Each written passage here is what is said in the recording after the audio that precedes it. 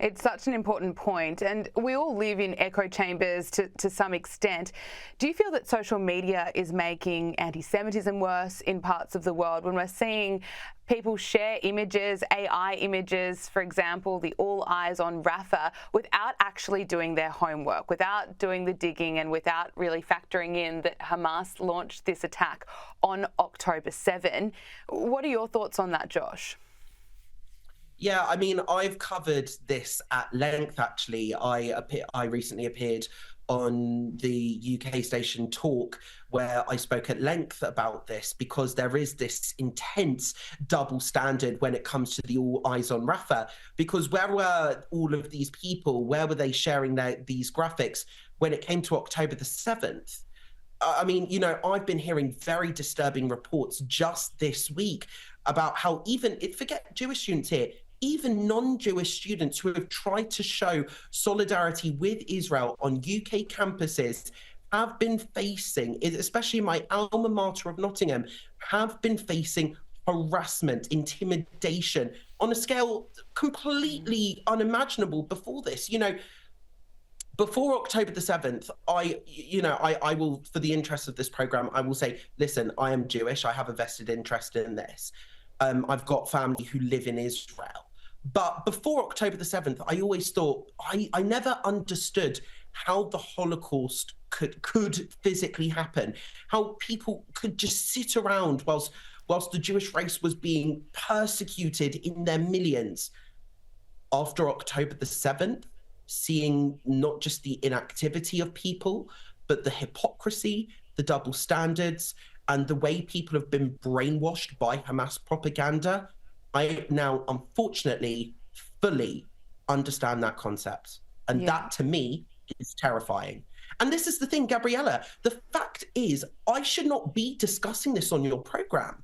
I should be here discussing the royals, the Princess of Wales, the recovery, the trooping of the colour, which I know we'll go on to do. But this is the thing, I shouldn't be on here discussing this. You know, the fact that I'm on here reporting on this is so saddening to me. And I don't want to make this about me. I'm not a victim. And, you know, I've been called such horrible names since all of my recent appearances. I've been called an anti-Gentile extremist. That was a funny one. I've been called a white settlerist white colonial settlist, white colonialist settler, bearing in mind I have not ever moved from the country that I was born in, and I was born in the UK, voted UK elections, haven't moved from the UK except going on holiday. That's been not hilarious, but that's been another funny one. But I'm not the victim here. The victims were the people on October the 7th. The victims are the people in Israel living in a war zone, living under the threat of daily rocket fire. The real victims are the civilians in Gaza being put in harm's way by their terrorist genocidal regime. You know, I'm not a victim here, but I do find it incredibly such a sad state of the world that I'm having to come on your program and discuss this in the first place. Josh, you are doing a brilliant job speaking out, and we appreciate you speaking out here on this program on Power Hour. And the fear and the hate that you are experiencing right now, I know is also being felt by Jewish communities here in Australia. So we need to keep speaking about this issue. And as you say, we shouldn't be. So let's talk about the royal family. It's what we do, bring you on regularly to talk about all the royal news, and you do it brilliantly, because coming up we have the Trooping of the Colour. It's the annual military parade for the British monarch's official birthday, a major event for the royal family, and this year's parade will be held on Saturday. Josh, what can we expect? So we can expect the royal family out in full force. We can expect pageantry all over again. We can expect 1,400 troops. We can expect 200 horses. We can expect 400 musicians all coming together in this huge celebration to celebrate the monarch's official birthday, the sovereign's official birthday. So, of course, as well, the parade will start at Buckingham Palace. It will go down the Mall, and then it will finish at Horse Guards Parade. It will eventually end, the huge ceremony will end in this fantastic RAF royal fly past, which is going to be watched by members of the royal family from the Buckingham Palace balcony. We're seeing there on the screen previous scenes from previous Trooping the Colours. There will be, however, I think it's important to note that there will be some moderations to the service and to the ceremony, to the processions.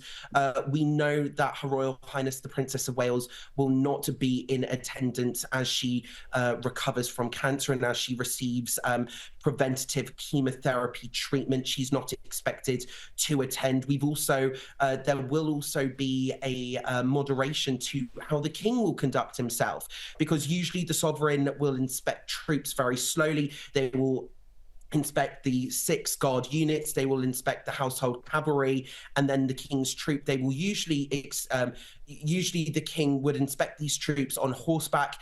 This is going to be slightly different because we're going to be seeing the king inspecting the troops instead in an Ascot Landau carriage, instead of taking part in the procession on horseback, of course, as the king undergoes his own form of cancer treatment. The moderations that are taking place have been, this is the king taking the advice of his medical team here. Josh, there are reports that Princess Catherine has made significant progress in her recovery. We know that Vanity Fair royal expert Katie Nicholl insists that she'll return to work as soon as her medical team gives her the green light. But once again, we're seeing conspiracy theories return around her well-being, something that we don't need at this time because we need Princess Catherine to recover. Josh, what's your understanding? I mean, my understanding is exactly that. I've heard from sources that the recovery is going well. She will, of course, return to work when she can, when given the go-ahead by her medical team. We know previously, after this huge operation, the abdominal surgery, that she was meant to return to work in Easter. Of course, the then subsequent diagnosis of cancer then put a stop to that as she receives more treatment to recover. We do know that she has sent letters. She has been at least active behind the scenes. She sent letters to some of the troops taking part in the parade this weekend, also apologizing for the fact that she couldn't be there. She also making it clear how much she wanted to be there and how much she supports them and admires the work that they're doing. You know, but these conspiracy theories, what do they want? Do they literally want footage from the Princess of Wales's bed? I mean, it's absolutely absurd. She is exactly where the palace say she is. She is at home, spending time with her children when they're not in public, and recovering from not just abdominal surgery, but receiving preventative chemotherapy treatment from cancer. The conspiracy theorists, it just seems like they won't stop, but it's also absolutely ridiculous because yes, she might not be elected, but yes, she is a public figure. But at the same time, she absolutely has a right to privacy when it comes to her medical treatment, especially as the palace Prince William is at work now. We're seeing the king out and about doing some duties. They are being relatively transparent when they come to this. Of course, keeping some details under lock and key, but that's to be expected when it comes to her private medical conditions. You know, she will return to work when she's able to. We know how dedicated she is to this country and to the Commonwealth as well. We know this. So cut her some slack as she recovers. This is not what she needs right now. Finally, Josh, there are reports that Meghan Markle has had another fallout with a famous friend, this one being Victoria Beckham. Victoria, who attended Meghan and Prince Harry's royal wedding in 2018 with her husband David Beckham, who I love, had a long-standing friendship with Prince Harry, and it's claimed that started to change in 2020. What can you tell us? Well, yes, I previously covered this in the UK. They have previously had a falling out, but tensions don't seem to be easing anytime soon because just last week, David Beckham was made an ambassador of the King's Foundation and went to a reception, shaking hands with the King, was pictured with His Majesty the King. And you know, we're seeing this all across Hollywood.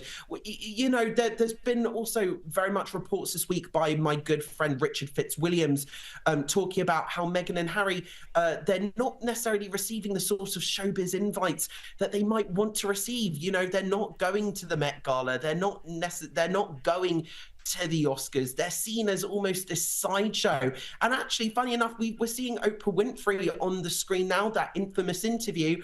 Well, Oprah Winfrey herself has been promoting Gwyneth Paltrow's Goop lifestyle range, but absolutely no mention whatsoever of American Riviera Orchard, bearing in mind she was one of the 50 people to receive the special jam as a gift to help promote this new lifestyle brand from Meghan. This is the thing.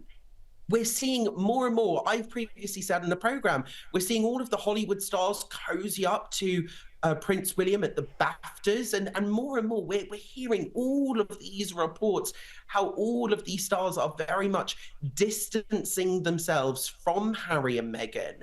And you know, we're seeing them with the other royals. We're seeing them with Prince William. We're seeing just this week David Beckham with His Majesty the King as part of this new foundation with tackling climate change. So this is the thing. Harry and Meghan, they are most definitely coming across as a sideshow. You know, these programs on Polo, it's just not going to cut it in Hollywood. It's very clear that Harry and Meghan, they're not being taken seriously in Hollywood. They're not being taken seriously at all. They're not being invited to these big showbiz events. The A-list crowd that they want to get in with, they're not taking them seriously. They're falling out with friends left, right, and centre. They're being deserted by the entertainment industry. And also, you know, it's also, they're not doing themselves any favors. Just this week, another very good friend of mine, Michael Cole, who has great sourcing, by the way, he was speaking about the pain that His Majesty the King feels not having this deep connection with Archie and Lilibet. He's only seen Archie a number of times, on a handful of occasions. He's only seen Lilibet once. Prince Harry, of course, when he's rushed back to the UK for this occasion, that occasion, to see his father after cancer treatment, has not brought Meghan Markle, has not brought his children. Prince Charles acutely feels this separation, and it's not just because of the 5,000 miles in between the UK and California. It's also because of Meghan and Harry. They're not doing that much to facilitate the relationships. You know, there's only so much closeness that you can get from a video call. Josh Rom, really appreciate you coming on Power Hour and discussing a wide range of topics for us. Thank you. We'll talk to you soon. Thanks so much, as always, Gabriella.